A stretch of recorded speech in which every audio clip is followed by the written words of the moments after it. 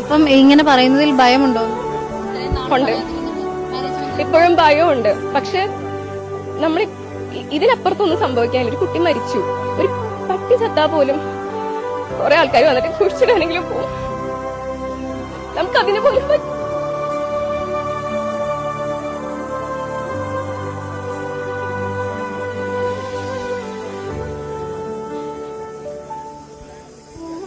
അതിന് പോലും പറ്റുന്നില്ല.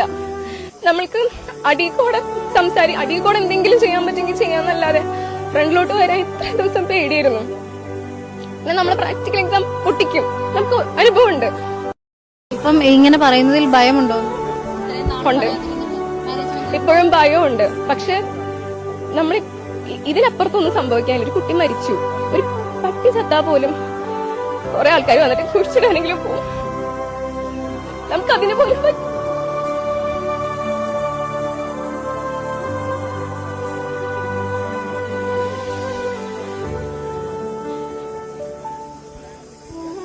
അതിന് പോലും പറ്റുന്നില്ല. നമ്മൾക്ക് അടികൂടെ എന്തെങ്കിലും ചെയ്യാൻ പറ്റുമെങ്കിൽ ചെയ്യാന്നല്ലാതെ ഫ്രണ്ടിലോട്ട് വരാൻ ഇത്രയും ദിവസം പേടിയായിരുന്നു. പിന്നെ നമ്മൾ പ്രാക്ടിക്കൽ എക്സാം പൊട്ടിക്കും, നമുക്ക് അനുഭവമുണ്ട്.